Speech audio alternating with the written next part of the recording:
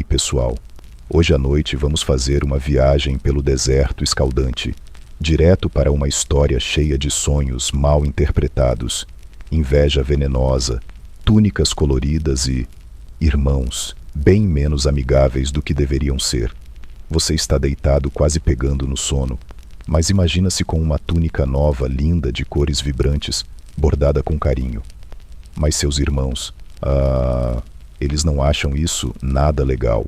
O que vem a seguir, uma queda vertiginosa que começa com um abraço falso e termina em uma cova no chão.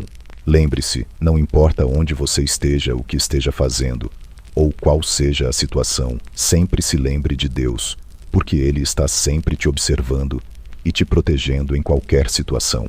Então, antes de dormir, não se esqueça de orar a Deus para que tenha uma boa noite de sono com lindos sonhos. Curta o vídeo e inscreva-se no canal se você realmente gosta do que estou fazendo aqui. Comenta aí de onde você está assistindo e que horas são aí na sua cidade.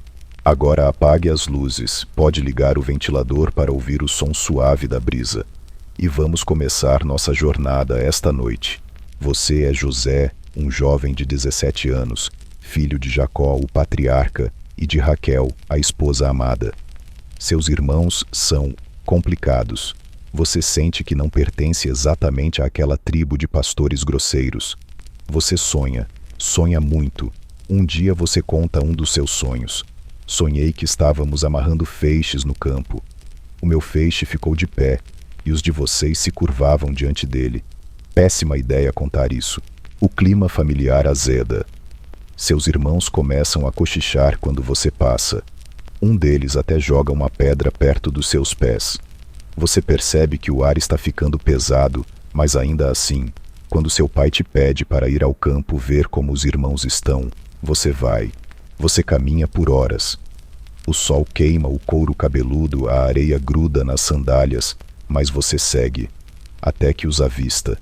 Eles estão lá de longe e você sorri inocente, mas eles não sorriem de volta. Eles tramam.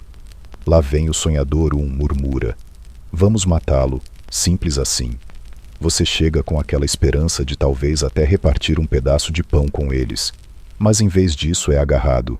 Tua túnica colorida é arrancada não com gentileza, e você é jogado dentro de um poço seco, escuro, silencioso. Você escuta risadas lá em cima.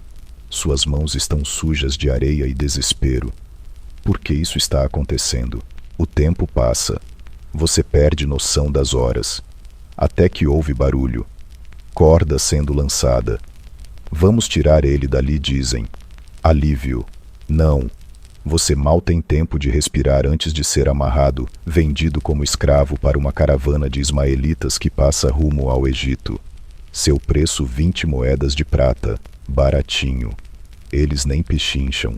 Enquanto a caravana sacoleja pelas dunas, você segura o choro.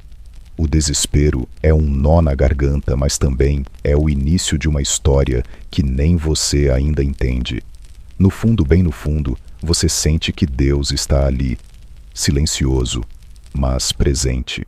No acampamento dos mercadores à noite, o cheiro de camelos e poeira é forte. As vozes são duras, mas você entende que agora pertence a outro mundo. Um mundo de servidão. Você se pergunta se seus sonhos ainda significam algo, ou se foram só invenções da sua cabeça. O Egito aparece no horizonte como uma miragem. Torres altas, palmeiras, gente por todos os lados. Você chega ao mercado de escravos. Te colocam em pé, exibido como mercadoria. Homens te observam como se você fosse um vaso ou uma mula. Um deles se aproxima. Tem armadura e postura de nobre. É Potifar, oficial do faraó. Ele te compra. E assim você deixa de ser filho preferido para ser propriedade. Mas, ironicamente, ao olhar para a grandiosidade da casa de Potifar, há um sussurro estranho dentro de você. Uma sensação de que algo importante vai acontecer. Talvez os sonhos não tenham acabado ainda. A noite cai sobre o Egito e você é levado para os aposentos dos servos. Deita sobre uma esteira fina o som do rio Nilo, ao fundo distante. Você não sabe o que virá, mas sua alma curiosamente não está destruída. Está em silêncio, esperando. Lá fora, sob o céu escuro, alguém lá em cima ainda te vê. E não importa quão longe da sua casa você esteja, Deus continua com você. A casa de Potifar é um mundo completamente novo. Você é apenas um escravo estrangeiro, mas tudo ali grita luxo e poder. Os pisos são de pedra polida, o jardim tem palmeiras perfeitamente alinhadas, e os guardas vestem túnicas que fariam seus irmãos babarem. Logo nos primeiros dias, você percebe que não está mais nas terras secas de Canaã. Aqui até o silêncio tem peso, mas também percebe algo estranho: tudo o que você faz dá certo. No começo você começa limpando estábulos, carregando água, esfregando o chão. Mas cada tarefa que te dão, você executa com tanto zelo, tanta dedicação, que os outros servos começam a se calar quando você passa. Até o supervisor nota, e não demora muito para Potifar reparar em você também. Ele te observa de longe, no início como quem avalia um cavalo novo. Mas há algo em você, não só eficiência, mas um brilho que ele não entende, mas respeita. E então do nada ele te chama. Diz que você será o responsável por tudo na casa dele. Tudo, José, de zelador a administrador.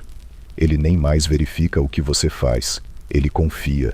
E mais ele sente que a presença de Deus, seja lá quem for esse Deus hebreu, está com você. Agora você anda pela casa com uma túnica nova. Não aquela colorida que seus irmãos arrancaram de você com raiva, mas uma de linho branco simples, funcional, respeitada. Os servos te cumprimentam com reverência. Você comanda a cozinha, os celeiros, os guardas até as contas da casa. Potifar apenas relaxa, como se soubesse que com você no comando, nada vai dar errado. Mas claro, quanto mais você sobe, mais visível você se torna. E não apenas para Potifar. A esposa dele começa a reparar em você. No início são só olhares. Aquele tipo de olhar que dura um segundo a mais do que deveria. Depois vêm os comentários, como José trabalha bem. Ela diz para as criadas, mas com você por perto claramente ouvindo. Um dia ela pergunta sobre sua terra, fala com uma voz mansa demais. Outro dia derruba uma fruteira sem querer e pede sua ajuda para recolher. Você percebe e se sente desconfortável. Não é só uma questão moral, é algo espiritual, um sinal de alerta. Você ora silenciosamente pedindo sabedoria e também paciência, porque você sabe que esse tipo de situação pode arruinar uma vida inteira em segundos. E então há uma noite em particular. A lua ilumina o pátio de mármore. Você está revisando os relatórios de grãos. Ela aparece, sem criadas, sem aviso, e diz: "Você é muito bonito, José." É isso. A porta foi aberta. Você se curva respeitosamente e diz que tem coisas a fazer. Sai antes que a conversa vá mais longe. Mas no fundo, você sabe, esse não foi o último convite. Foi só o primeiro teste. Na manhã seguinte, o ar está denso. O cheiro de incenso parece mais forte. Ela passa por você no corredor com os olhos colados nos seus. Ela está decidida. E você está tenso. Não é só pela tentação. É porque você sabe que está andando sobre uma corda bamba. Se ceder, você traz seu Deus. Se resistir, pode acabar como alvo de uma mulher poderosa e mimada. E não há ninguém a quem recorrer. Você é escravo. Seus direitos não existem. Seu não pode ser interpretado como agressão. Seu sim pode ser o início da sua destruição interior. E entre essas duas catástrofes, você só tem uma arma: sua fé. Você começa a evitar os lugares onde sabe que ela está. Anda por corredores alternativos. Pede para os outros servos entregarem as coisas para ela, mas ela nota, e isso só alimenta a obsessão dela. Mesmo assim, você segue firme. Cada dia uma batalha, cada hora um cuidado. Mas mesmo nessa tensão absurda, você sente algo estranho: você está crescendo. Por dentro, a fé não é mais só herança de pai, agora ela é sua armadura. um escudo contra uma guerra invisível que você luta sozinho, mas não desamparado. Uma tarde você sobe no terraço para respirar. Lá do alto você vê o Nilo serpenteando ao longe como uma fita líquida entre as areias douradas. O vento traz o cheiro das flores de lótus, e você fecha os olhos. Você sussurra: Senhor, me dá força, me protege de mim mesmo e dela. E ali, pela primeira vez, desde que foi jogado naquele poço, você sente paz, por um breve momento. A paz antes da tempestade. As manhãs continuam douradas com o sol egípcio iluminando cada canto da casa de Potifar, mas dentro de você, o clima é outro. É como se o ar estivesse pesado, como se o vento sussurrasse cuidado cada vez que você entrasse em uma sala. E por que tudo isso? Porque você sente que a situação com a esposa de Potifar está prestes a sair do controle. Você nota como ela observa seus passos, seus gestos, até seu jeito de andar. Você está apenas tentando fazer seu trabalho, revisar estoques, verificar entregas, lidar com servos, mas ela transforma cada pequena interação em um jogo de insinuações. O tom da voz dela nunca é comum. É sempre envolto em açúcar demais, como sobremesa que já passou do ponto. Você começa a se sentir encurralado. E o pior, ninguém mais parece notar. Para os outros, ela continua sendo a senhora da casa elegante, intocável, quase sagrada. Só você enxerga o que se esconde por trás do sorriso e das palavras doces. E cada dia parece um passo mais perto de algo inevitável. Você tenta fugir dos encontros. Muda seus horários, envia outros servos em seu lugar. Mas ela percebe. Claro que percebe. Isso só a deixa mais determinada. Um dia ela aparece de surpresa na área de armazenamento de vinhos. Você está contando jarros focado, e quando se vira ela está lá, silenciosa, sorridente. José, você trabalha demais, não sente falta de um descanso. Você responde com educação, mais seco. A casa está cheia de tarefas, senhora. Ela dá um passo à frente. Você é diferente, bonito, forte. Fico imaginando por que você não tem ninguém. Você engole seco. O coração bate rápido. Você olha ao redor, ninguém. Minha senhora, por favor. Eu sou servo do seu marido. Eu não posso. E antes que a conversa vá longe demais, você se curva rapidamente e sai. O coração martela. Mas você escapou. Dessa vez. Depois disso, a tensão cresce. Ela agora passa mais tempo nos corredores onde você trabalha. Às vezes você a encontra sentada por acaso, na sala onde você precisa entrar. Ela começa a deixar mensagens indiretas, perguntas desnecessárias, elogios aleatórios, olhares que te despem com mais força do que qualquer palavra. Você conversa com Deus todas as noites, em silêncio deitado em sua esteira fina. Senhor, por que estou aqui? Porque esse teste eu já não fui vendido, já não perdi tudo. Mas a resposta não vem em palavras, vem em perseverança, em autocontrole, em saber que mesmo sob pressão, você ainda é livre para escolher, e você escolhe ser fiel, porque no fundo você sabe, esse teste é mais profundo do que parece. Não é só sobre ela, é sobre você, sobre quem você quer ser, sobre o tipo de homem que você quer que Deus veja quando olhar para você. E sabe o que é mais louco? No meio disso tudo, você percebe que ainda tem algo que ninguém pode te tirar dignidade. Você é escravo, sim. Está longe da família, da sua terra, da sua cultura. Mas sua consciência ainda é sua. E ela está limpa. Mas claro, nem tudo pode ser evitado para sempre.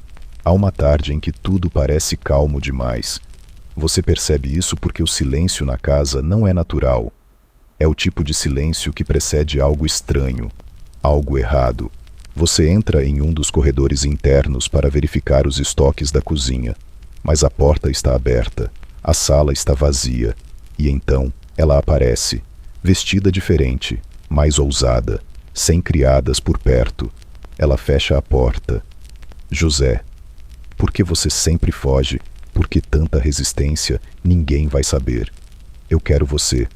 Agora, seu coração dispara. O tempo congela. A cena estática parece sair de um pesadelo, mas você sabe que é real, e então você faz algo que poucos fariam. Você recua, ergue a voz sem gritar, mais firme. Meu Senhor confiou tudo a mim. Tudo.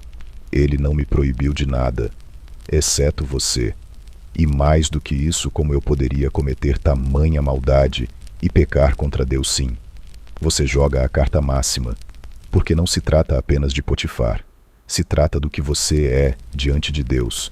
E naquele momento você faz a escolha mais difícil: dizer não, não importa o preço. Ela não responde. Só te observa, com raiva, mas também com algo que você reconhece: ego ferido. Você sai da sala com as pernas trêmulas, mas o coração firme. Você venceu mais uma batalha, mas no fundo, você sabe, ela não vai parar por aqui. O jogo mudou de fase. E a próxima jogada pode ser mortal. A tensão não vai embora. Na verdade, ela só se intensifica. Você sente isso nos passos abafados pelos corredores, nos olhares dos servos, no jeito como ela te evita por enquanto. Mas também sente algo que não dá para ignorar: está vindo tempestade. E ela vem. Você está indo apenas cumprir mais um dia de trabalho com a cabeça nas contas dos celeiros e nos próximos carregamentos de trigo. Tudo parece normal, só parece. A casa está esquisitamente vazia. Os outros servos parecem ter sumido. O cheiro de incenso é mais forte do que o normal, e o silêncio pesa como se alguém tivesse colocado uma cortina entre você e o mundo. Você sente que deveria sair dali, agora, mas é tarde demais. Você entra no aposento principal para buscar um item qualquer, e ela está lá, sozinha. E dessa vez, ela não está só insinuando. Ela avança, te agarra pela túnica. O rosto está determinado, quase selvagem. Deita comigo, ela exige. Não pede, exige. Tudo acontece em segundos. O tempo parece esticar como se o mundo estivesse em câmera lenta. Mas seu coração acelera.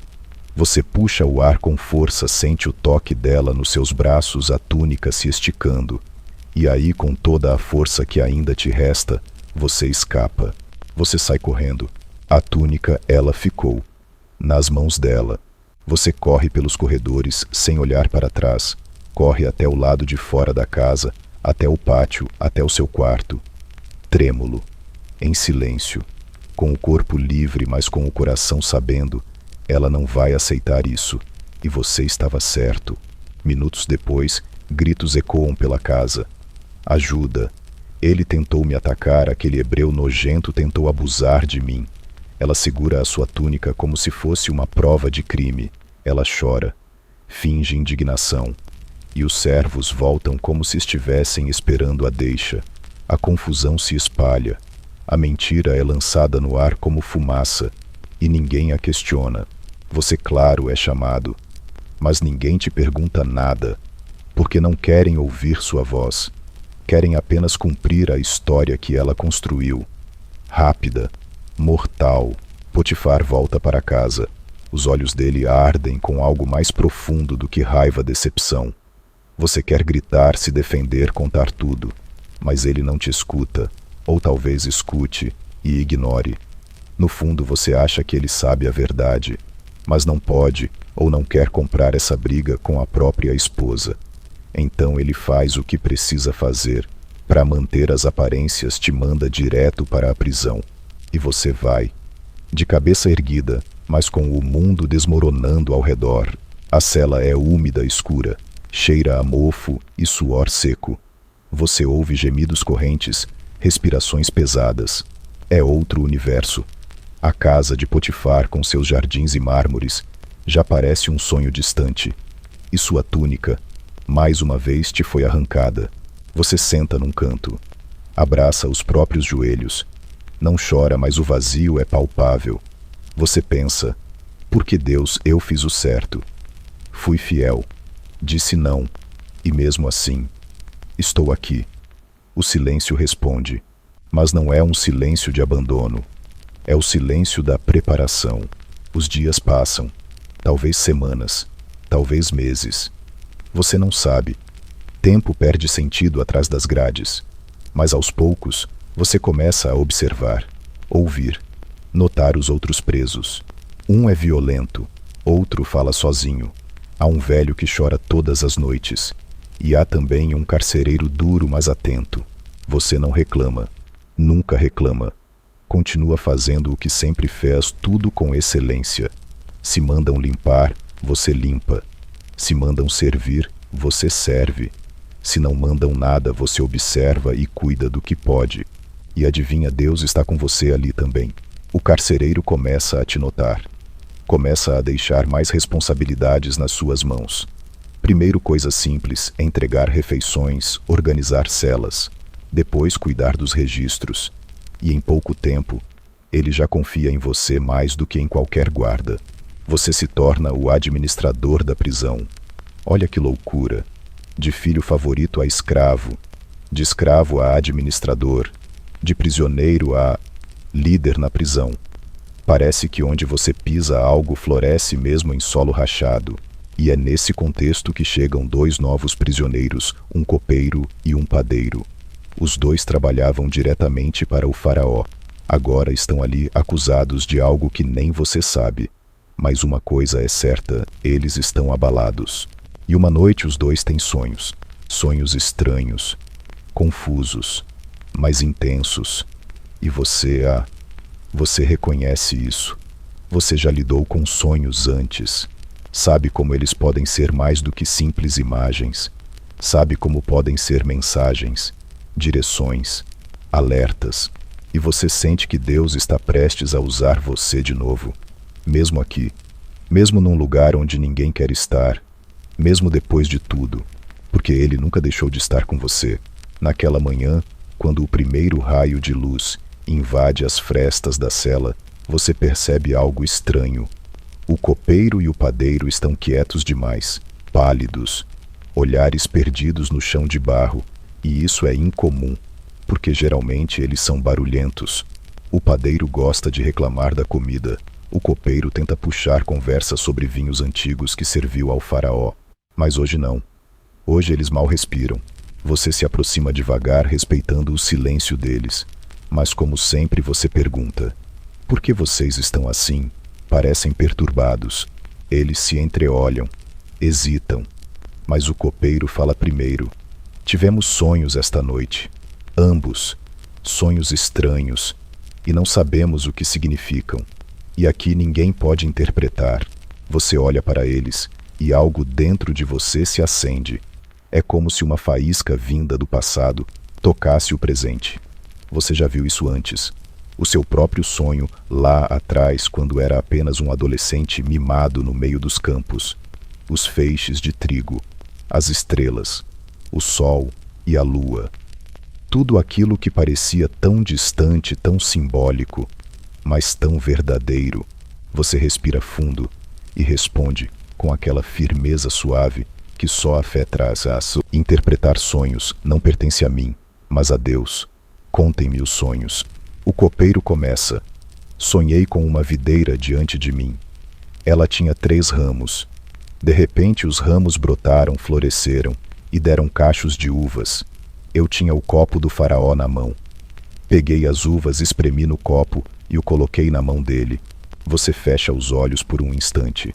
Sente, reflete, e a resposta vem clara. Os 3 ramos são 3 dias. Dentro de 3 dias, o faraó te reintegrará ao seu posto. Você voltará a servir o copo nas mãos dele. Os olhos do copeiro se arregalam. Um brilho de esperança invade sua expressão. Ele quase sorri. Mas você continua. E quando isso acontecer, por favor, lembra de mim. Fala de mim com Faraó. Eu fui tirado à força da minha terra. Não fiz nada para estar aqui. Não mereço essa prisão. Ele concorda com a cabeça, meio atordoado, meio emocionado. Sim, claro. Eu falarei com ele. Eu vou lembrar de você. Agora é a vez do padeiro. Ele parece animado com a boa notícia do colega, mas seu semblante carrega algo denso. Ele respira fundo e começa. Sonhei que tinha 3 cestos de pão na cabeça. No cesto de cima havia todo tipo de assados para o faraó, mas as aves vinham e comiam o pão do cesto. da minha cabeça. Você fecha os olhos de novo, mas dessa vez a sensação é diferente, mais pesada. Você abre os olhos devagar e com voz grave diz: os 3 cestos são 3 dias. Dentro de 3 dias o faraó mandará te enforcar, e os pássaros comerão tua carne. Silêncio. O padeiro fica imóvel, sem reação. O copeiro olha para ele, depois para você. Ninguém fala mais nada, porque ali naquela cela escura, em meio ao mofo e ao frio, a verdade se derrama como óleo. Não há como evitar. 3 dias se passam, e exatamente como você disse, exatamente acontece. O faraó manda buscar os 2. O copeiro é restaurado. O padeiro é executado. E você continua ali, esperando. No início você acha que a qualquer momento o copeiro vai se lembrar. Vai bater na porta do faraó, contar sobre o hebreu que interpretou os sonhos, clamar por justiça. Mas os dias viram semanas. As semanas viram meses. E nada. O copeiro esquece de você. A indiferença dele dói mais do que a cela, porque por um breve instante você acreditou que agora seria a hora da sua libertação, e ela não veio. Você se sente traído. Não por ele, que é só mais um homem fraco, mas por Deus talvez um pouco. Você não entende. Você obedeceu, foi fiel, recusou o pecado, suportou a injustiça, e ainda assim, o silêncio continua. Mas ainda assim você espera, porque mesmo decepcionado, mesmo esquecido, mesmo enterrado na prisão por um crime que não cometeu, você ainda confia. É estranho, né? Em qualquer outra história, essa seria a parte em que a fé desmorona, em que você se revolta, quebra tudo, abandona qualquer vestígio de crença. Mas não aqui, porque apesar de tudo, você sente que não está sozinho. No meio do nada você ainda sente que está sendo preparado. E assim, entre barro e grades, entre orações e tarefas pequenas, você segue. E sem saber, está cada vez mais perto do momento que vai virar tudo de cabeça para baixo. Mas por enquanto, ainda é só espera. 2 anos. Você perdeu a conta de quantos amanheceres viu por entre as rachaduras da parede da prisão. 2 anos desde que o copeiro voltou ao palácio. 2 anos desde aquele sonho que você interpretou com precisão cirúrgica. 2 anos de completo silêncio. E é aqui que começa a te bater um pensamento: talvez isso seja a sua vida agora. Talvez você vá envelhecer nesse lugar, servindo comida para ladrões e assassinos, limpando o chão de pedra, ouvindo gemidos de noite e ignorando a umidade que escorre pela parede, como se fossem lágrimas do próprio Deus. Mas mesmo nesses dias rotineiros você mantém a disciplina. É uma rotina dura, mas você segue firme, como se algo dentro de você se recusasse a apodrecer, junto com o ambiente. Você ainda ora, ainda conversa com Deus mesmo quando ele parece mudo. Porque no fundo, você sabe, ele não te esqueceu. O tempo dele é diferente do seu. E então, algo acontece. Num dia aparentemente igual aos outros, há um burburinho incomum entre os guardas, correria, sussurros apressados. Você ouve o nome que ecoa entre as celas como trovão seco. Faraó. Dizem que ele teve um sonho, não um qualquer, um sonho forte, inquietante, um daqueles que você acorda suando mesmo em uma cama de linho egípcio e cercado de escravos abanando seu rosto. Faraó sonhou 2 vezes, e ninguém no palácio consegue o interpretar, nem os sacerdotes, nem os mágicos, nem os sábios da corte. E é aí que, finalmente, o copeiro lembra de você. Ele está servindo vinho à mesa do rei, quando sua memória resolve fazer hora extra. Ele se inclina, coça a garganta e diz: Majestade, há 2 anos eu conheci um jovem hebreu na prisão. Ele interpretou meu sonho, e o do padeiro, e tudo aconteceu exatamente como ele disse. Faraó não precisa de mais detalhes. Ele manda buscá-lo, agora. E você que estava limpando uma tigela velha, escuta os passos vindo em sua direção com uma pressa incomum. Os guardas entram e te informam. Você vai ver o faraó. Simples assim. Mas não dá para ir todo suado e desgrenhado, né? Então eles te barbeiam. Te dão roupas limpas. Um banho rápido. E antes que você perceba, está diante do homem mais poderoso da terra. Imagine a cena: colunas de mármore e incenso queimando nos cantos servos, se curvando, músicos tocando em segundo plano, só para criar clima. E você, um ex-escravo, ex-administrador, ex-prisioneiro, agora ali de pé na frente do trono. Faraó te olha como quem mede a alma. Ouvi dizer que você pode interpretar sonhos. Você respira fundo. Poderia dizer sim. Poderia inflar o peito, ganhar moral. Mas não. Você não faz isso. Em vez disso, diz o que sempre disse, do jeito mais simples possível: eu não posso. Mas Deus pode. Deus dará ao faraó uma resposta favorável. Silêncio.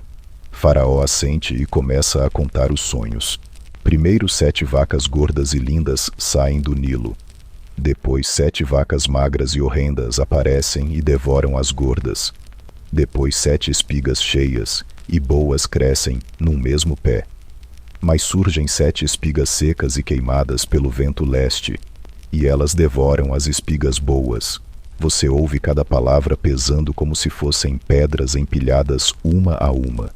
E de novo o Espírito de Deus sopra dentro de você, suave como o vento do deserto ao entardecer, mas claro como uma lâmpada acesa em meio à escuridão. Você fala com firmeza: os 2 sonhos são um só. Deus mostrou ao faraó o que está para fazer. As 7 vacas gordas e as 7 espigas boas são 7 anos de fartura, mas depois virão 7 anos de fome. A fome será tão severa que fará esquecer os anos bons. O fato de o faraó ter sonhado 2 vezes significa que Deus decidiu, e isso logo acontecerá. Faraó te encara agora não mais como a um prisioneiro, mas como a alguém necessário. Mas você não para por aí. Você continua com ousadia.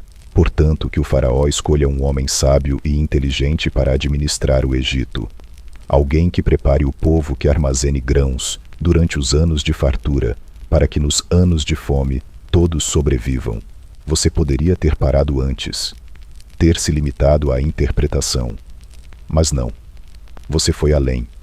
Porque quando Deus fala, Ele também dá direção.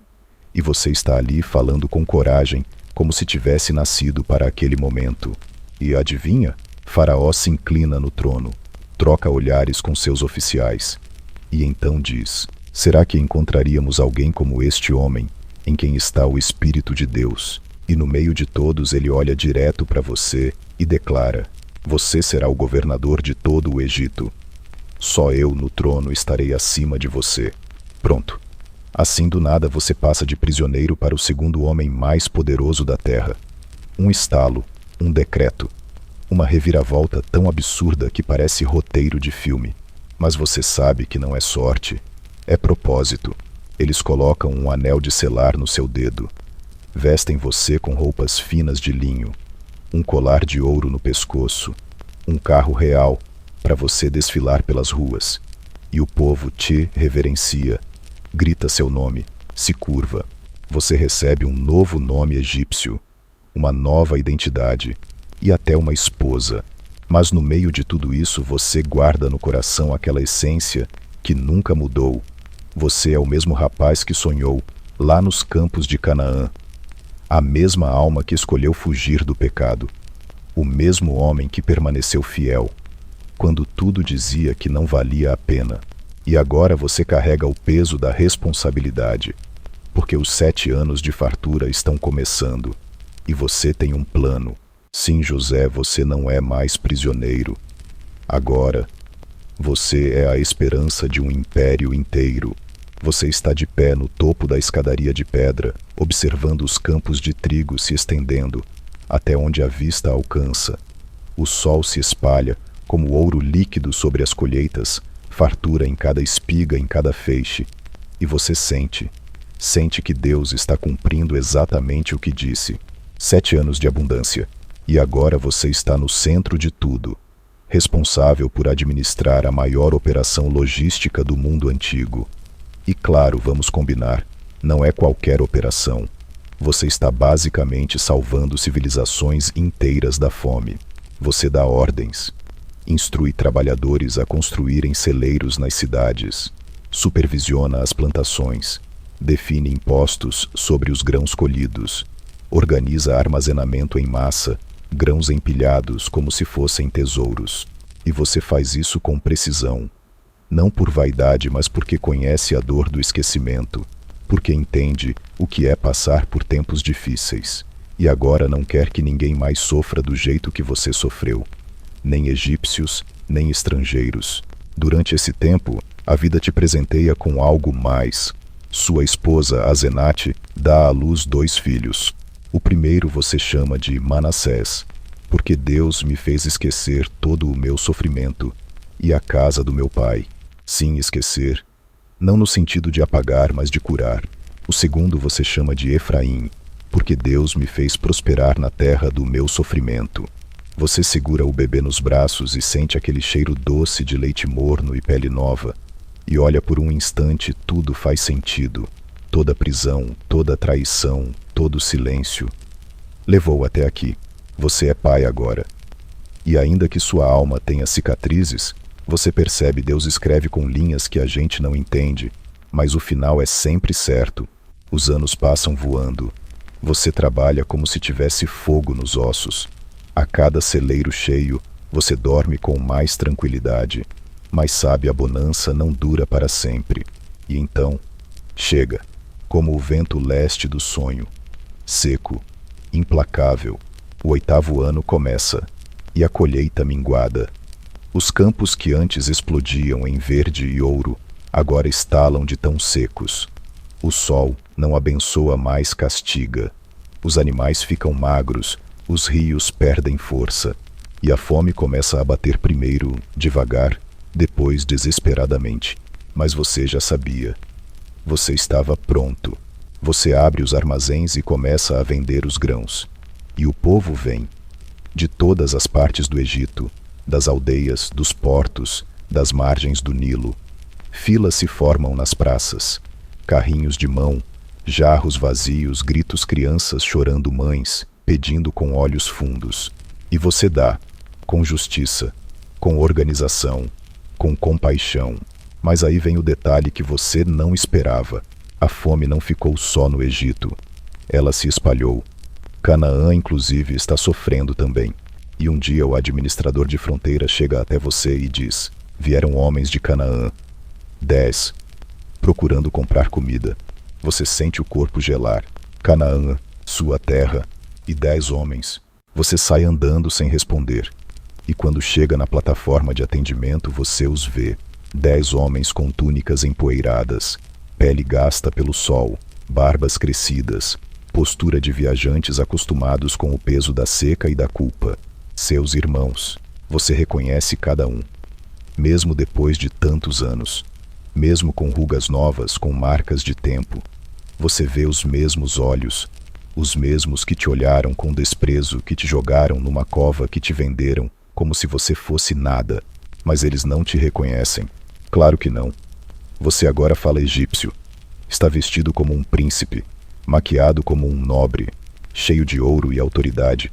Você poderia revelá-lo ali mesmo, mas não revela, porque você sente algo crescendo dentro do peito, uma mistura de emoção, justiça e um desejo estranho de testar o coração deles, de ver se são os mesmos homens, ou se o tempo os mudou também. Você disfarça a voz, endurece a expressão e diz: vocês são espiões. Vieram ver os pontos fracos da terra. Eles se assustam. Um deles dá um passo à frente e fala em hebraico: não, meu senhor. Viemos só para comprar mantimento. Somos filhos de um mesmo pai. Somos homens honestos. Você solta um riso discreto. Homens honestos. Eles não têm ideia. Eles continuam. Somos 12 irmãos. Um não está mais entre nós. E o mais novo ficou com nosso pai em Canaã. E isso atinge seu coração como uma flecha. Eles acabaram de dizer que você está morto. Você olha para eles e diz: se são honestos, tragam o irmão mais novo. Fiquem aqui enquanto um de vocês volta com ele. Eles ficam desesperados. Sussurram entre si achando que você não entende a língua deles. Mas você entende cada palavra. Estamos pagando pelo que fizemos ao nosso irmão. Isso é castigo. E quando Rubem diz, eu avisei para não fazerem aquilo com o garoto, seu coração aperta. Eles se lembram. Eles sentem. Eles carregam culpa. Você prende Simeão e os deixa ir. Mas antes coloca secretamente o dinheiro deles de volta nos sacos de grãos. Um gesto silencioso que mistura generosidade com um enigma. Você os observa partir. E ali sozinho de novo você sente algo que não sentia há muito tempo, a dor de reabrir feridas antigas. Mas junto dela vem também a chance rara de reconciliação. Uma história que parecia enterrada começa a desenterrar raízes. A fome pode até castigar a terra, mas parece que Deus está usando a fome para saciar uma sede muito mais profunda, a sede de perdão, a sede de cura. E essa história está só começando a virar. Você passa a noite sem dormir. Sim, você, governador do Egito, comandante de celeiros, príncipe entre estrangeiros. Na cama larga de linho fino com perfume de mirra ainda no travesseiro, você se revirando como um garoto. E por quê? Porque seus irmãos voltaram. Porque o passado voltou. E você ainda não sabe o que dói mais, lembrar de quem você foi, ou ver quem eles são agora. Dias se passam. Simeão continua preso. Os outros 9 voltaram para Canaã levando grãos, medo e mistério. Mas a fome não dá trégua. Os celeiros continuam abrindo as portas. As filas crescem. E você espera. Espera o próximo capítulo. E então acontece. Um mensageiro corre até você. Os homens de Canaã voltaram e trouxeram o mais novo com eles. Benjamim. Você sente o nome vibrar no ar, como se um sino invisível tivesse soado. Seu irmão por parte de mãe. O único que você nunca teve chance de conhecer direito. Quando foi vendido, ele era só uma criança. Você sai da sala de audiência e caminha até o salão de recepção. A porta se abre e lá estão eles. 11 agora. E você vê Benjamim. Ele é jovem, sim. Mas carrega nos olhos algo que você conhece, a calma dos que sofreram, mas não endureceram. Ele parece mais você do que qualquer outro irmão. E por um segundo, você esquece onde está. Esquece seu título, seu colar de ouro, seus anéis. Quase chama o nome dele em hebraico, quase corre para abraçá-lo. Mas não, ainda não. Você disfarça. Ordena que os leve até sua casa. Manda preparar um banquete. E eles, claro, acham que é uma armadilha. Ficam nervosos. Pensam que vão ser presos por causa do dinheiro que encontraram nos sacos. Mas quando chegam à sua casa, são recebidos com cordialidade, com respeito. Você manda soltar Simeão. Lava os pés deles, dá água para os animais. E eles respiram aliviados, ainda desconfiados, mas aliviados. A mesa é posta. Comida em abundância. O cheiro de carne assada, pão quente, vinho doce. Você se senta à parte como é costume entre egípcios, mas os observa e os manda sentar em ordem de nascimento. Primeiro Rubem, depois Simeão, depois Levi, até Benjamim. Eles se entreolham sem entender como você sabe, e você observa os rostos, os gestos, cada troca de olhar. Você manda servir a comida, mas para Benjamim porção 5 vezes maior. Você quer ver a reação. Se os ciúmes ainda moram entre eles, se o mesmo rancor que sentiram por você agora vai reaparecer em relação ao irmão mais novo. Mas não, nada. Eles riem, comem, ficam à vontade, até brindam, e você sente o coração derreter um pouco, como cera perto da chama. No dia seguinte você os despede, enche os sacos de grãos, coloca mais dinheiro escondido, e desta vez, algo mais, sua taça de prata pessoal, na sacola de Benjamim. Sim, é um teste. Um último. Quando eles já estão longe, você manda seus servos os alcançarem e os acusarem. Um de vocês roubou a taça do governador. Eles ficam indignados. Pode revistar. Se alguém tiver, ele morrerá. E os outros se tornarão escravos. E quando abrem os sacos do mais velho ao mais novo, lá está ela, a taça, na bagagem de Benjamim. Silêncio. A tensão entre eles é tão densa que quase dá para ver no ar. Eles rasgam as roupas, um gesto de desespero absoluto. Voltam para a cidade cabisbaixos, sem desculpas, sem esperanças. Você os espera. Eles entram na sua presença e caem com o rosto em terra. Judá, sim, o mesmo que liderou o plano para te vender, agora é o que se levanta para falar. A voz dele está embargada. Ele não tenta culpar ninguém. Apenas diz: estamos aqui. Somos seus escravos. Você responde: só o que tiver a taça ficará como escravo. Os outros podem ir em paz para o pai de vocês, mas eles não vão. Judá se aproxima. Fala com o coração na boca. Diz que o pai deles não aguenta perder Benjamim, que ele é tudo o que restou da mulher amada, que se ele não voltar com o menino Jacó, vai morrer de tristeza. E aí vem o auge. Judá diz: fique eu em lugar do rapaz. Deixe Benjamim ir. Eu ficarei como escravo. E nesse momento, você não aguenta. Seu peito se parte em dois. Você grita. Todos saíam da sala. Os servos correm assustados. Só os irmãos ficam. E você começa a chorar. Não chorar tipo umidade nos olhos, não. Chorar de verdade. Alto. Descontrolado. O tipo de choro que vem de anos guardado num canto escuro da alma. E aí você diz com a voz entrecortada: eu sou José, o irmão de vocês. Silêncio. Eles ficam paralisados. O mundo congela. Você repete: eu sou José. Está o nosso pai ainda vivo. Mas eles não respondem. Estão em choque, medo estampado no rosto. Porque, claro, o que esperar de um irmão que você tentou apagar da história e que agora manda em todo o Egito? Você vê o pavor nos olhos deles. E aí, você dá o passo mais difícil da sua vida. Você se aproxima, abraça Benjamim e chora no ombro dele. Depois abraça cada um e diz: não se aflijam, nem se culpem. Foi Deus quem me mandou para cá antes de vocês para preservar a vida. Sim, você escolhe o perdão, porque você entendeu o plano.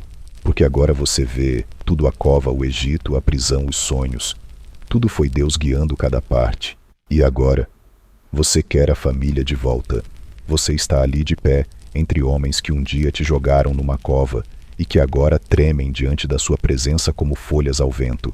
Mas o vento mudou de direção, e o que sopra agora sobre você é reconciliação. Você enxuga as lágrimas com as costas da mão e olha ainda com os olhos úmidos para cada um deles. Cheguem mais perto, você diz, e eles hesitantes obedecem. Parece que ainda não acreditam. A mente deles está tentando encontrar lógica onde só existe graça. Você respira fundo. Vocês me venderam, mas Deus me enviou. Eles franzem a testa. Você vê. Eles não entendem de imediato, mas você repete com uma voz firme e mansa ao mesmo tempo: foi Deus que me trouxe aqui, antes de vocês, para salvar vidas, para que vocês, nosso Pai, e todos os seus descendentes, não pereçam. A culpa nos olhos deles começa a dar lugar à esperança. A voz do perdão começa a calar o peso do arrependimento. Vão, voltem para Canaã, tragam nosso pai, tragam todos, seus filhos, esposas, rebanhos, tudo, e venham morar aqui em Gósen, perto de mim. Ainda restam 5 anos de fome, eu vou cuidar de vocês. Você vê quando os olhos de Ruben se enchem, quando Simeão morde os lábios para não chorar, quando Judá, o mesmo Judá que um dia selou sua sorte, agora se curva, mas não por medo, por alívio. Você os abraça um por um. Você fala com Benjamim com carinho especial. É o irmão com quem você nunca teve história, e agora vocês estão começando uma ali no coração do Egito, cercados por cicatrizes antigas, sendo costuradas pelo tempo. E o som da sua casa naquela noite é diferente. Risos, palavras em hebraico, brincadeiras entre irmãos. Um clima estranho de reencontro onde antes havia apenas silêncio. Asenate observa de longe com os filhos. Manassés e Efraim, Olham curiosos para aqueles homens bronzeados, de andar cansado e olhos profundos. Você os apresenta. Essa é minha família. No dia seguinte você vai até o palácio. Faraó já soube da história e, surpreendentemente, ele está feliz. Tragam seu pai, ele diz, e que venham com carros-cavalos e o que mais precisarem. Tudo será dado. Eles são agora parte do Egito. Você agradece com o coração cheio e envia uma comitiva real, carros luxuosos, mantimentos, roupas ouro. Seus irmãos partem para Canaã, levando presentes, mas acima de tudo, levando esperança. E antes de irem, você faz um pedido singelo, quase paternal. Não briguem no caminho. Você conhece bem. Sabe como são. O tipo de viagem que poderia se transformar num tribunal ambulante, cada um se culpando, cada um tentando ajustar os próprios erros do passado. Mas agora não é hora para isso. Eles partem. E você... Espera. Dias depois, em Canaã, Jacó, seu pai, está sentado sob uma tenda. O rosto enrugado, os olhos já sem muito brilho. Ele conta os dias. Cada entardecer uma pergunta. Será que Simeão está vivo? Será que Benjamim voltará? E então os filhos aparecem. 11. Com roupas novas e sorrisos estranhos no rosto. Pai, temos algo para contar. Jacó franze o senho. Eles se ajoelham. José está vivo. Silêncio. E ele é governador do Egito. Jacó arregala os olhos. Por um instante a memória dele tropeça entre o que foi dito, o que é possível e o que é impossível. Ele começa a tremer. A respiração falha. Ele pensa que é uma brincadeira cruel, mas aí ele vê os carros, os presentes, a comitiva, os mantimentos e entende: seu filho está vivo. Jacó se levanta com mais vigor do que teve em anos. O rosto se ilumina como nunca e diz: está decidido. Eu irei. Antes que eu morra, verei o meu filho. Você está em Gósen quando escuta os tambores do comboio chegando. O som das rodas de madeira cortando o chão seco. O barulho de vozes de crianças de camelos. E então você vê um velho descendo com cuidado de um carro de guerra adaptado para o transporte. Cabelos brancos como lã. Passos lentos, mas firmes. Jacó, seu pai. Você corre. E ele também. Do jeito que pode. E vocês se abraçam. Pai e filho. Separados por décadas, conectados agora por lágrimas. Você se agarra ao pescoço dele como se estivesse agarrando o tempo. Ele chora em silêncio, as mãos trêmulas tocando seu rosto como se não acreditasse que você é real. E ele diz: agora posso morrer, porque vi o teu rosto e soube que ainda vives. Mas você não quer que ele morra. Ainda não. Você quer viver com ele. Quer ouvir suas histórias outra vez. Quer que ele conheça seus filhos, que veja o que Deus fez com você. Nos dias que se seguem, você organiza tudo. Sua família inteira se estabelece em Gósen, uma terra boa, fértil, perfeita para pastores. Faraó conhece Jacó, e seu pai, mesmo velho, estende a mão sobre o rei do Egito e o abençoa, porque ele sabe mesmo reis precisam da bênção do Altíssimo. Você continua distribuindo alimentos por toda a terra. O povo egípcio, sem mais dinheiro, oferece terras e até a si mesmos em troca de comida. Você aceita, mas com justiça, ninguém passa fome, ninguém é abandonado. E sua família prospera. Os anos passam e a fome vai embora. Mas você continua firme, porque agora tem propósito, tem raízes, e mais importante, tem paz. E tudo começou com um sonho, ou dois, e um silêncio na cova. Deus estava lá em cada parte, mesmo quando parecia ausente. Os anos passam devagar, como se a terra de Gósen respirasse no seu próprio ritmo. As estações continuam girando, mas agora com menos angústia. Você vive entre campos verdejantes, com rebanhos gordos, crianças correndo entre as tendas e risadas sendo ouvidas depois do pôr do sol. Jacó, seu pai, vive mais 17 anos no Egito. 17. O mesmo número de anos que você tinha quando foi vendido. Deus escreve com simetria. Durante esses anos, Ele te conta histórias que você tinha esquecido, e você conta as que ele nunca ouviu. Ele ouve falar dos seus dias no palácio de Potifar, do tempo na prisão, das noites solitárias, em que você só tinha a Deus por companhia. E ele balança a cabeça, toca sua mão e diz com um sorriso cansado: meu filho, você sempre foi sonhador, mas seus sonhos não eram seus, eram mensagens. O Senhor te guiou. Você sente que a história está perto do fim.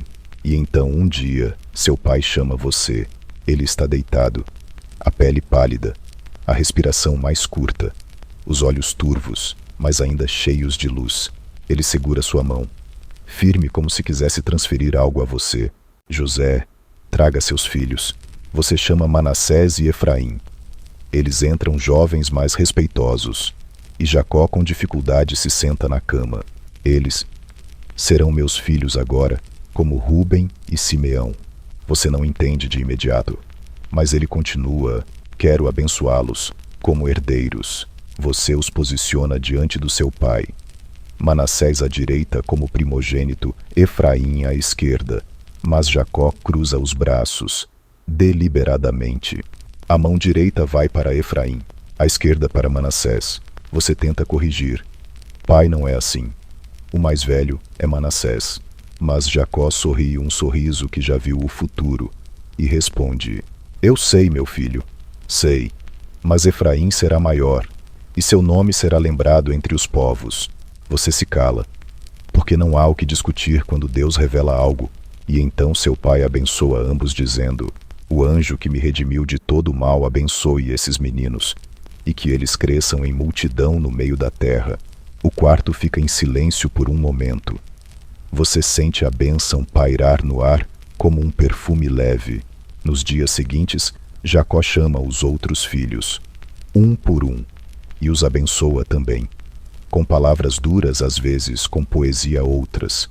Ele fala do futuro das tribos das sementes, que ainda germinarão por séculos.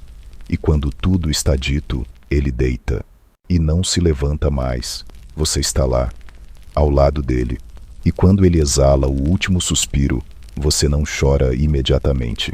Você apenas segura a mão dele, como se ainda estivesse vivo. Mas o silêncio confirma: Jacó partiu. O Egito inteiro lamenta, caravanas se formam. Faraó permite que você o leve de volta a Canaã para ser enterrado ao lado de seus antepassados. E então, em cortejo majestoso, você cruza o deserto com o corpo de Israel. Porque ele não é mais só Jacó, ele é Israel, a promessa viva. Vocês o enterram em Macpela, onde estão Abraão, Sara, Isaque, Rebeca e Lia, uma caverna antiga, mas cheia de significado. A aliança repousa ali. E então, vocês voltam. Mas algo muda no ar. Seus irmãos ficam em silêncio por dias. Evitam seu olhar. Cochicham entre si. E então um deles cria coragem e se aproxima. José, agora que nosso pai morreu, talvez você se vingue da gente. Você vê o medo nos olhos deles. O mesmo medo antigo. O medo de que você guarde rancor, de que toda a sua bondade tenha sido só por causa do pai, e agora sem ele, eles se prostram, de novo, e dizem: estamos aqui, somos seus servos. Você olha para eles, cansado, mas não de raiva, cansado de ver que eles ainda não entenderam o que há em você, e então você chora, de novo, mas desta vez, não de dor. Você se abaixa, toca o ombro de Judá, levanta Rúben com as duas mãos e diz: não tenham medo. Eu não estou no lugar de Deus. Eles respiram, mas você ainda não terminou. O mal que vocês planejaram contra mim, Deus transformou em bem, para preservar muitas vidas, para que hoje todos estejam vivos. E então você repete: não tenham medo. Eu cuidarei de vocês e dos filhos de vocês. Você os consola.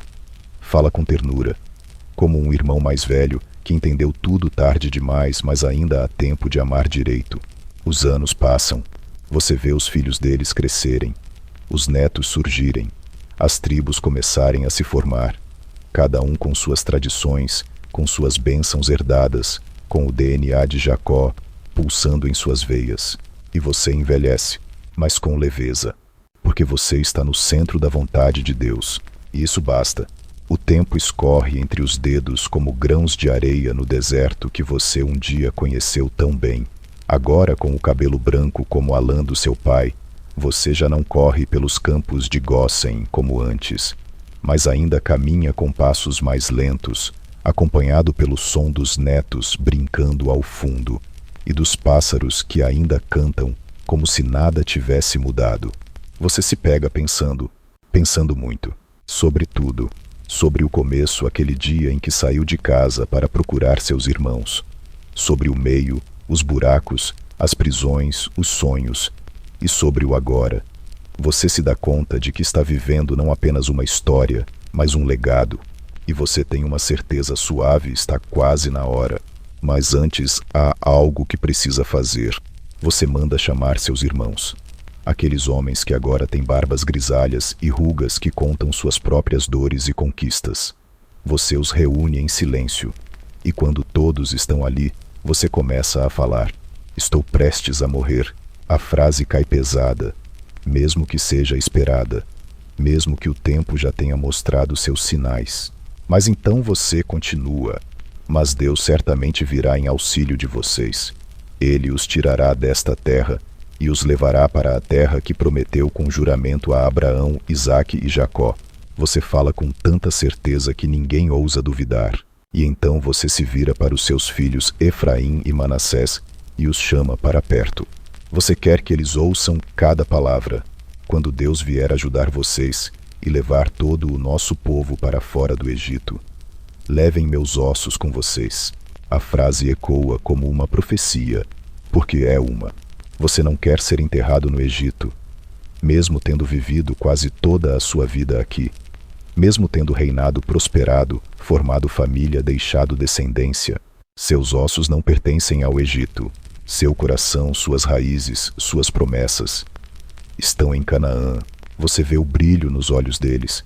Eles entendem e fazem um juramento. A noite chega e você se deita. Não há medo no seu peito, nenhuma ansiedade, apenas uma paz estranha e bonita, como se o próprio Deus estivesse sussurrando que tudo vai ficar bem. Você dorme e nunca mais acorda neste mundo, mas seus ossos esperam. E o Egito começa a mudar. Você já não está lá para ver, mas os hebreus começam a crescer em número, muito.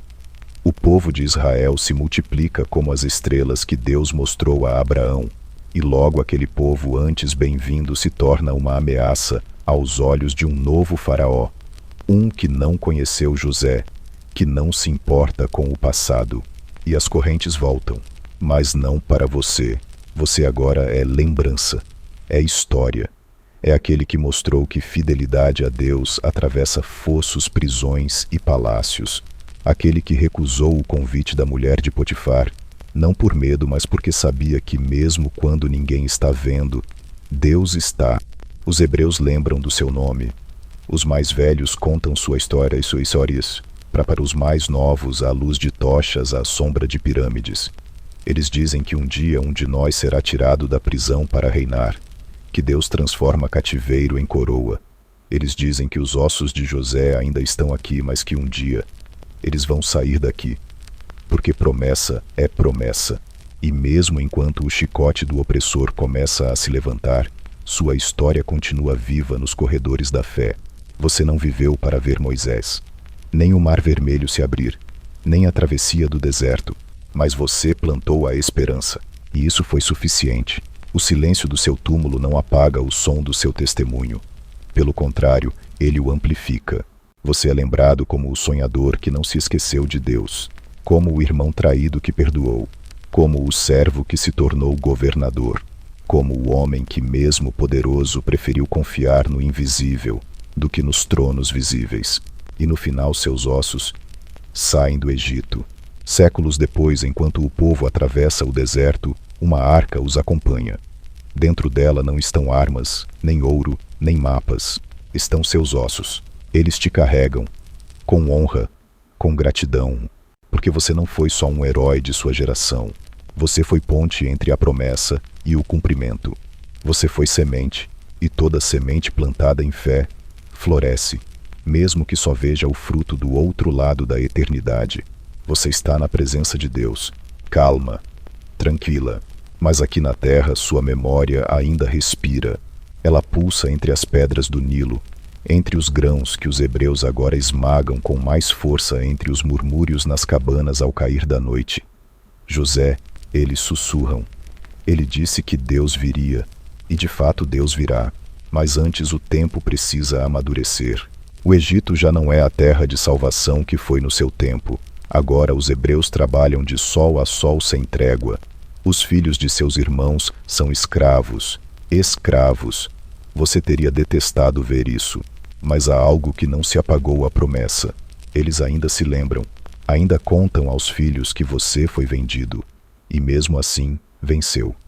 Que você resistiu à tentação porque sabia que havia algo maior.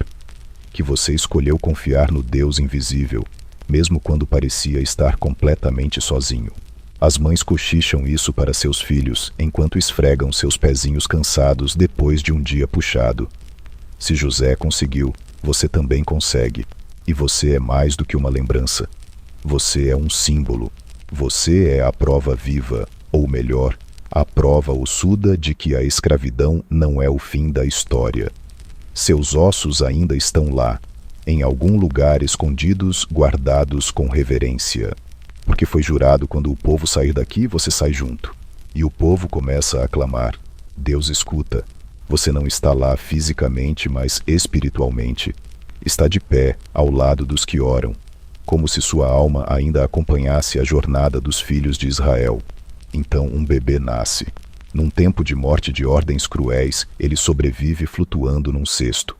Você não vê, mas reconheceria o padrão. Deus de novo, agindo no silêncio, semeando libertação em meio ao desespero. Esse bebê cresce, se torna um homem, e um dia volta ao Egito com uma mensagem que estremece as estruturas. Deixe meu povo ir. A história dá uma volta estranha, como se reencenasse tudo o que já aconteceu. Agora é Moisés quem enfrenta o faraó. Agora é ele quem fala em nome de Deus. Agora é ele quem carrega o chamado de libertar o povo. E então, pragas, sangue, escuridão, gafanhotos, morte e, por fim, libertação. Você não viveu para ver, mas viveu para semear. Eles saem, você vai junto. Em meio ao deserto, entre tendas, com pés queimando na areia quente, alguém carrega sua arca. Alguém repete noite após noite, José disse que isso aconteceria. Cada passo dos hebreus ecoa a sua fé. Cada gota de suor deles carrega o mesmo DNA de esperança que te fez resistir no poço e na prisão. Você se tornou a metáfora da fidelidade que espera, do perdão que restaura, da visão que ultrapassa a dor imediata. E a cada vez que o povo pensa em desistir no deserto, alguém lembra de você, de como você foi paciente, de como você acreditou, de como você nunca se vingou. Porque, convenhamos, você poderia. Você tinha todo o poder nas mãos. E mesmo assim, escolheu o bem. Na cultura moderna, isso ainda parece uma loucura. Perdoar aqueles que te destruíram. Recusar o prazer fácil. Esperar por algo que nem pode ver. Mas você fez tudo isso. E viveu para ver a recompensa. Não a glória humana, mas algo muito maior, a certeza de que você foi fiel. Fiel quando ninguém estava vendo. E é isso que torna sua história tão poderosa para quem a escuta antes de dormir, como agora. Você não foi apenas um personagem bíblico. Você foi gente de verdade. Gente que sente, que sofre, que quer gritar, mas que escolhe confiar. E sua escolha ainda inspira. Séculos mais tarde, um homem da Galileia vai te mencionar sem dizer seu nome. Ele vai contar uma história sobre um filho pródigo, sobre irmãos que erram e sobre um coração que escolhe acolher, ao invés de punir. Parece familiar, né? É como se a sua alma tivesse escrito os rascunhos da graça. E se hoje alguém ouve essa história, talvez deitado num quarto escuro com os olhos quase fechando, é porque sua fidelidade ecoa até aqui. Ela atravessou o tempo, atravessou o deserto, atravessou o esquecimento, e chegou ao coração de quem ainda precisa saber que o mal pode até ser planejado, mas Deus o transforma em bem. O abandono pode ferir, mas não define quem você é. A tentação pode parecer irresistível, mas você tem o espírito para resistir. E o silêncio de Deus nunca é ausência, é preparação. Você viveu tudo isso, e agora seu testemunho vive em nós, enquanto seus ossos continuam sendo levados, passo a passo, até que encontrem seu descanso final. Mas até lá, eles são lembrete de que Deus sempre vem. Você já está há muito tempo em paz, mas sua história, ela está viva como nunca. E agora, depois de uma jornada longa da prisão ao palácio do Egito à terra prometida, chegou a hora dos seus ossos finalmente descansarem. Não é só uma cerimônia, é o fechamento de um ciclo. E você sente isso lá no fundo, como se cada partícula da sua história estivesse se encaixando como um quebra-cabeça celestial. Os filhos de Israel entraram em Canaã. Depois de tantas voltas no deserto, depois de tanta poeira no rosto, maná no prato e lutas nos vales, eles chegaram, e com eles seus ossos. Eles não esqueceram, mesmo depois de gerações, mesmo após guerras, até depois que Moisés já tinha morrido, e Josué estava liderando o povo. No meio de tudo isso, no meio das conquistas e distribuições de terras, lá estavam eles com uma tarefa simples e sagrada: enterrar os ossos de José, sim, os seus. Eles param em Siquém, e ali em solo de promessa seus restos são colocados na terra. Não há fogos de artifício, nenhuma banda, nenhum discurso inflamado, só um silêncio sagrado, um obrigado sussurrado pelo vento. Você finalmente está em casa, e o lugar onde você é enterrado carrega um significado especial. Siquém, a mesma terra que seu pai Jacó comprou, a mesma onde talvez você tenha brincado quando pequeno, onde seus irmãos te odiaram, onde tudo começou. Agora é onde tudo termina, ou melhor, recomeça, porque você pode ter partido, mas seu testemunho ficou. E ali naquela sepultura simples, repousa uma das maiores verdades da fé: que Deus cumpre o que promete, que mesmo que demore, mesmo que pareça impossível, mesmo que o mundo inteiro diga não tem mais jeito, Ele cumpre. O seu túmulo não é um fim trágico, é um memorial de esperança. É um símbolo de que a fé não morre, ela floresce em solo de obediência. Você, com sua história toda recortada de dor e reviravoltas, deixou um marco que nenhum faraó, nenhum tempo, nenhuma geração conseguiu apagar. Hoje, quando alguém enfrenta injustiça, lembra de você. Quando alguém sente que está esquecido, isolado, traído, lembra de você. Quando a tentação bate forte como aquela que você enfrentou na casa de Potifar, lembra da sua decisão, do seu não corajoso. E isso muda tudo, porque o mundo pode até aplaudir os que vencem pelo poder, mas Deus exalta os que vencem pela fé. Você venceu. Venceu quando foi jogado no poço e não perdeu sua esperança. Venceu quando foi vendido como escravo e mesmo assim não deixou o rancor te consumir. Venceu quando foi tentado dia após dia e preferiu perder o conforto a perder a sua integridade. Venceu quando estava preso injustamente e ainda assim se dispôs a ajudar os outros com seus dons. Venceu quando se lembrou de Deus, mesmo cercado por todo o luxo do Egito. Venceu quando perdoou seus irmãos. Venceu quando pediu para que seus ossos não ficassem no Egito, mas fossem levados com o povo de Deus, como um lembrete eterno da promessa. E agora debaixo da terra em Canaã, você continua vencendo, porque sua história está sendo contada. Não como um conto antigo, mas como uma inspiração viva. Uma lição suave contada em voz baixa à noite como agora para quem precisa lembrar que Deus não se esquece. Você se torna farol para os que esperam, guia para os que se sentem pequenos demais, abraço para os que sofrem. Você ensina que santidade não é algo distante e inalcançável, é uma escolha diária, e que mesmo se ninguém vir, Deus vê, e Ele recompensa. Sua história sussurra: "Ei, eu passei por isso também, e deu certo no final. Então não desiste, tá?" Talvez hoje alguém esteja ouvindo isso escondido debaixo das cobertas com medo do amanhã. Talvez alguém esteja sentindo o peso de um erro, de uma traição, de uma injustiça. E mesmo que pareça que Deus está em silêncio, você é prova de que Ele está trabalhando, sempre. Às vezes no fundo de um poço, às vezes dentro de uma prisão, às vezes no palácio, às vezes na demora, mas nunca ausente. Seu túmulo está em Canaã, mas sua história está nos corações de todos que já se sentiram sozinhos e escolheram crer mesmo assim. E é por isso que mesmo agora, enquanto a brisa da noite sopra, seus ossos repousam em paz. Mas sua voz continua viva. E você achou que a história ia terminar com os ossos enterrados, né?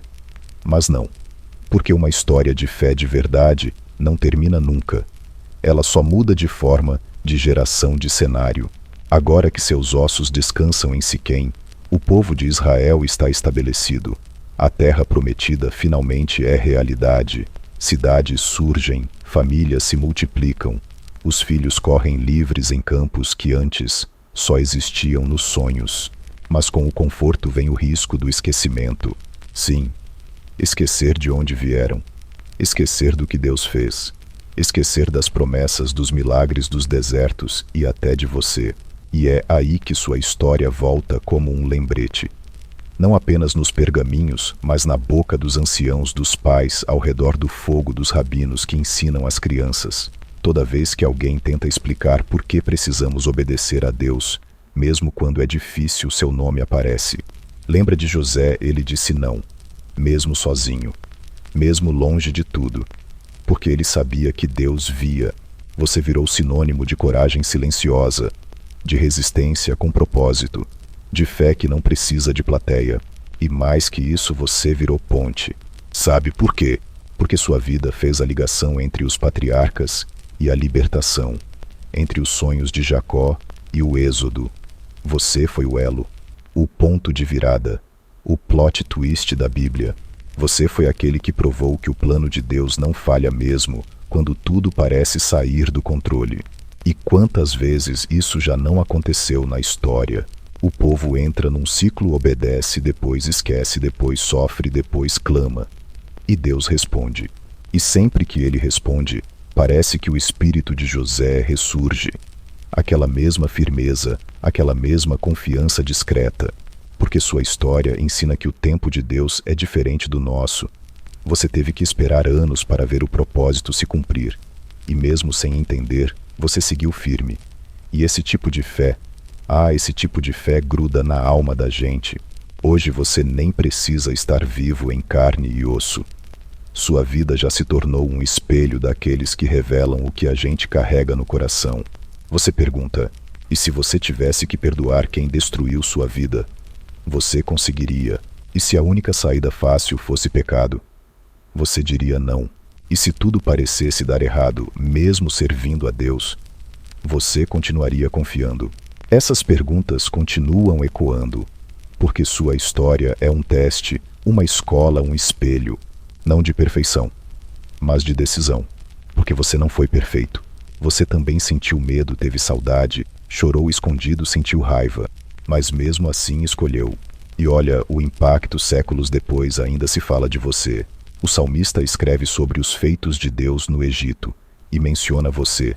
Os escritores da Torá fazem questão de preservar seu nome com honra. E mais pra frente, lá no Novo Testamento, seu nome volta num capítulo de Hebreus, que lista os heróis da fé. Ali, entre gigantes como Abraão, Moisés, Davi, está você, José, simplesmente mencionado como aquele que pela fé, ao morrer, fez menção do êxodo dos filhos de Israel e deu ordens a respeito dos seus ossos. E aí você percebe, não foi sobre tronos, túnicas ou títulos, foi sobre fé, sobre confiar no que ainda não aconteceu, sobre manter a visão mesmo na escuridão. Sua vida virou um aviso vivo. Ei, segura firme. O que Deus prometeu, Ele vai cumprir. Então, até hoje, quando alguém enfrenta traição, seu nome aparece. Quando alguém é acusado injustamente, seu exemplo ressurge. Quando alguém precisa decidir entre o que é certo e o que é fácil, sua história vira guia. E aqui estamos, milhares de anos depois, falando de você, com os olhos quase fechando de sono, num mundo cheio de distrações, mas ainda faminto por esperança real.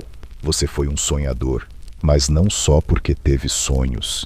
Você foi um sonhador porque acreditou que Deus era fiel, mesmo quando tudo ao seu redor dizia o contrário.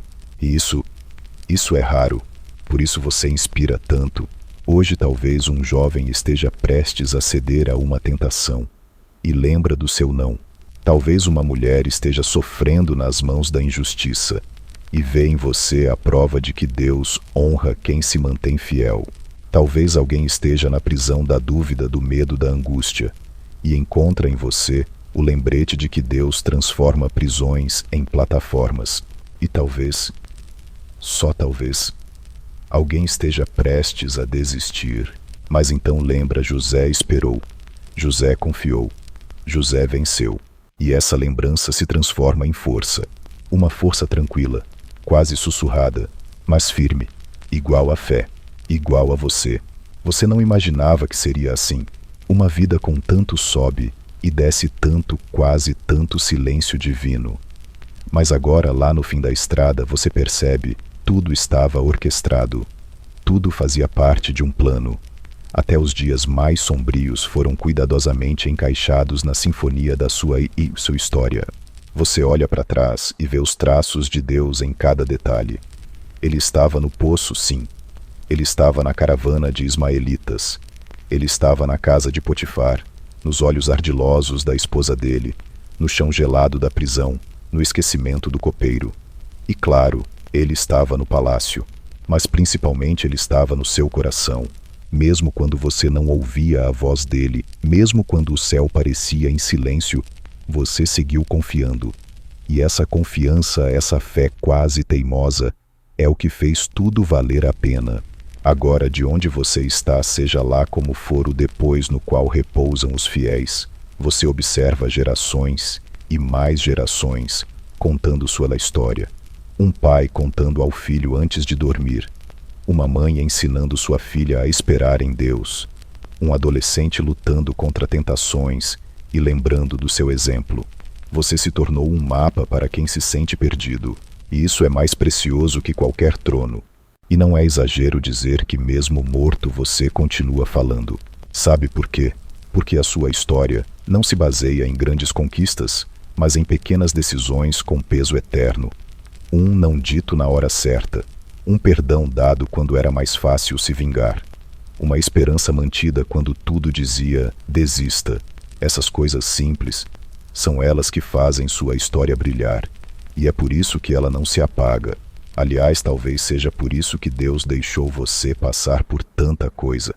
Para que ninguém nunca diga: José teve sorte. Não. Você teve fé. E isso muda tudo.